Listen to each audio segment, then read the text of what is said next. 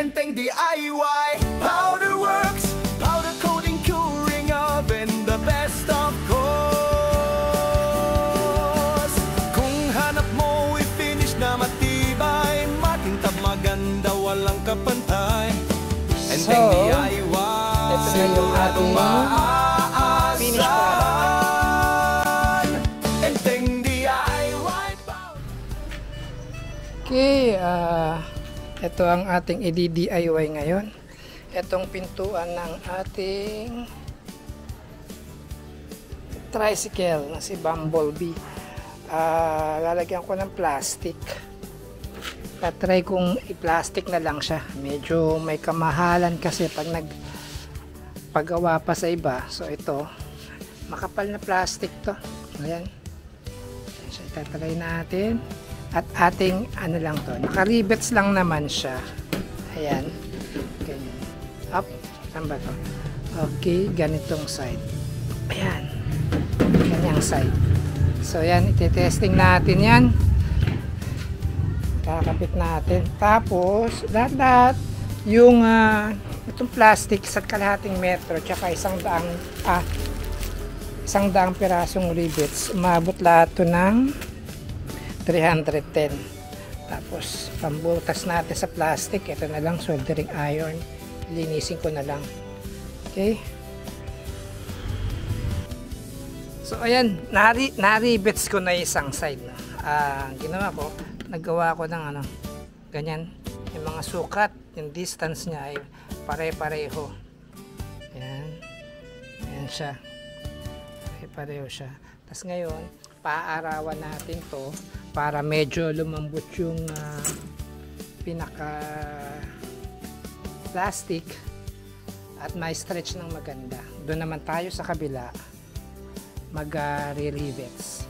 Okay, kaya lang ang problema yung araw, nasaan? Nandito. Sige, paarawan muna natin. O pwede rin naman siyang i-heat gun, pero try ko muna yung araw kung okay din na yung kalalabasan. Okay, parang mas maganda ata kung i-heat gun ko siya. Tagal masyadong nag-init, lumambot ang ating pinaka plastic. Yan, heat gun muna tayo.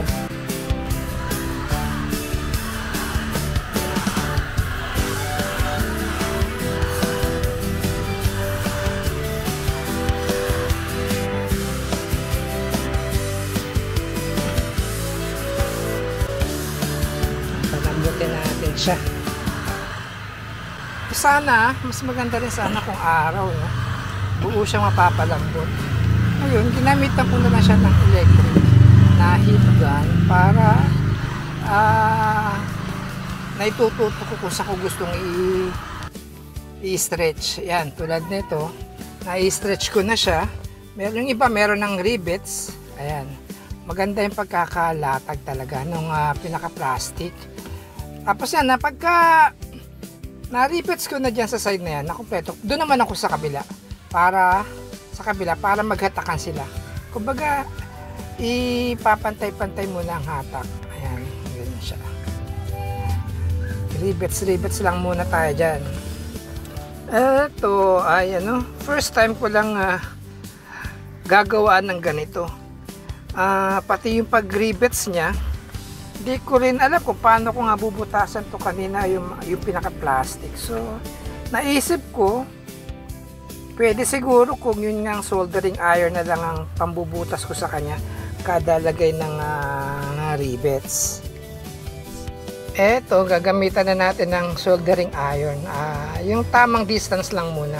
Tsaka ko na gagamitin yung pinaka-guide natin para parehong distance. Yan. Pagka nabutas na ng soldering iron yan, butas tayong kaunti. Huwag naman yung pinaka shaft ng soldering iron ng tatagos. Kumbaga yung pinaka pointed lang para hindi gaanong kalakihan ng butas. At ayan, inaano ko na yung rivets. Tapos partner siya, ayan, yung pinaka parang cap nya, ayan, ay napanggigirip ko sa kanya itong mechanical plies lang. Press mo lang. Ayan na, nakalock na yan. Lock na yan, yan. Press lang, ganun lang kasimple siya. Okay.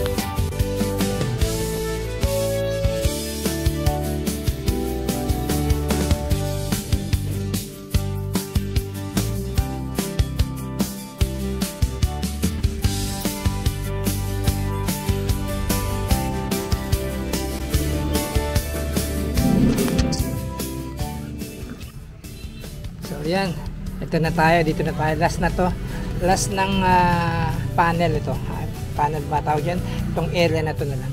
Ito, ang ganda ng pagkaka-curve nya, wala siyang ano, sumunod lang siya sa init.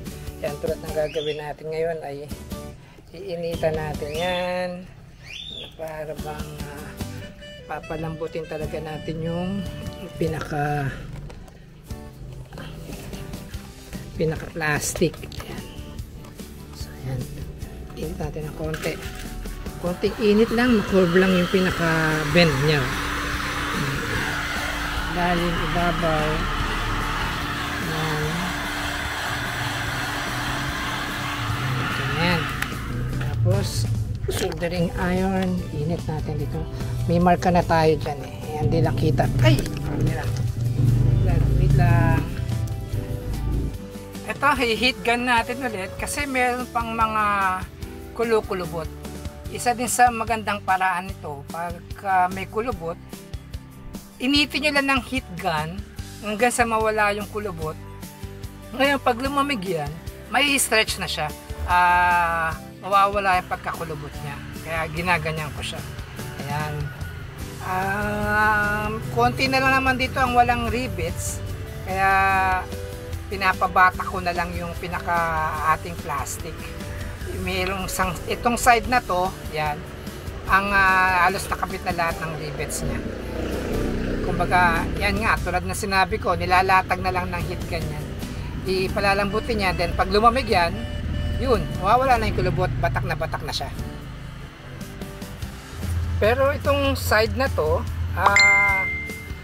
kailangan ko talaga siyang initin para lumambot yung buong side na yan, yung part na yan. Then hahatakin ko yung plastic natin. Ayan, nahatak ko siya habang malambot pa siya. Ayan, parang iano ko lang siya, oh. Ayan, kasi ano na siya eh, once na nainitan siya at na-bend mo na yung pinaka plastic, ano na siya eh, kusa na siyang dumidikit mismo dun sa pinaka bakal na kulay yellow na yan, pinaka frame. Then yung dadagdagan ko na lang ng ano yan, ng markings para makapag ano tayo, rivets, butas, rivets. Yan, yan, ito na yung ating pintuan. Malapit na maging ano, aircraft ni Wonder Woman. Yung kung natatandaan nyo, yung aeroplano ni Wonder Woman na transparent. Yan, init pa rin tayo. Yan, init pa rin tayo. Napunta kay Wonder Woman tuloy. Init pa rin tayo bago tayo mag-rivets ulit. Hatak, butas, then rivets. Yan, kahit na naka-rivets na yung sa itaas, kailangan pa rin natin initin para pag inatak ay sasama pa rin siya. Isasama pa rin natin siyang mahatak para mas maganda ang batak na batak, ang pagkabatak at latag na latag. Yan, yan lalo na yung sa may mga bakal-bakal na yan. Kasi pagka hindi nainitan niya sa mga frame niya, sa may bakal, mahihirapan din na sumunod yung plastic natin. Kailangan malambot yung nasa tapat ng frame para pagka binatak, susunod at susunod kung anong forma meron yung ating frame ng pintuan ng sidecar. Ayan, ito na yung ating pintuan, nagkakaporma na, nagkakahubog na siya. Medyo maganda-ganda tignan na. Lalo na pag na-trim natin yung mga naka-overlap na plastic na yan, medyo maganda na sa mata tignan.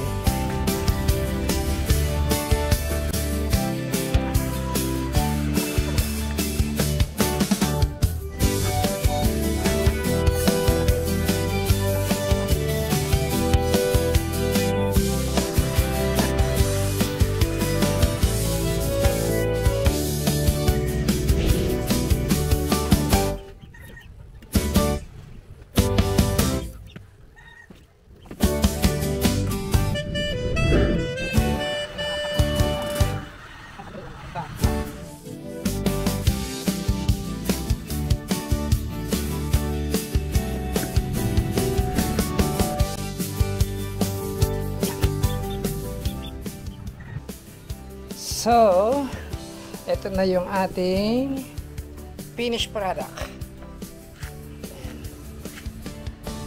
Okay, test natin, tatry natin ngayon yan. Okay, ito yung, andito na rin yung kanyang lock. Ayan na yung lock. Teka, ayan natin yung camera. Ayan. Okay, tapos alagay natin itong nakapintuan na dito sa kanyang hinges. Kanyang hinges ay ano ba? Ito nga yan siya.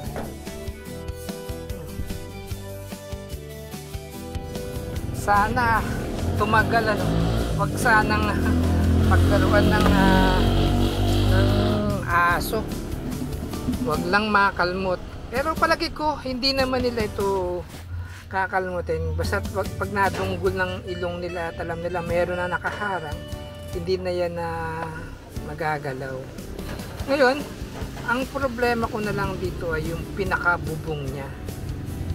Ipapa-steel top ko sana, stainless.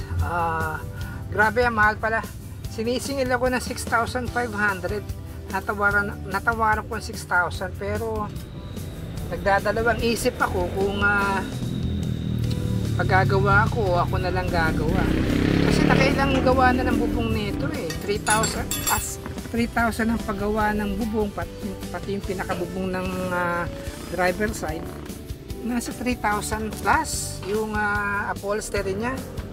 Kaya inisip ko baka mag-steel top na lang ako na stainless. Kasi yung pusa pagka matalim yung kuko. Ayan, nandiyan na yung lock mechanism niya. Ayos na. Okay.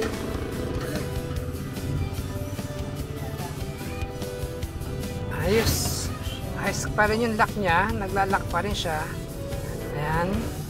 Ayan. Transparent na.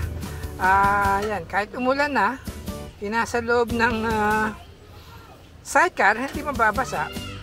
Pero yung driver mababasa. Wala pang bubong yung pinaka bubong ng driver. Yun nga. Tulad nga na nasabi ko, paggawa ko na muna siguro yung steel top na itong sidecar bago ko pa gawa yung pinaka roof ng driver side. Ayan. Pero pwede na rin siguro akong gumawa ng pinaka steel top nito. Pag-aralan ko muna kung paano ang diskarte. Tignan natin kay YouTube kung meron. Yun. So, ito, bago tayo magtapos, ayan ang itsura niya. Para ng ano to, kung natatandaan nyo, yung parang ang aeroplano ni Wonder Woman to. Transparent. Ayan. Ayan siya.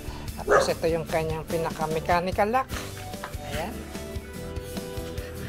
Ayan. So, okay. Siya. Open. Ayun. Open. Ayan siya. Open. Ayan, open na. Tapos close. Ayan. Close. Ayos. Open. Close. Okay. Okay. Done. Ay.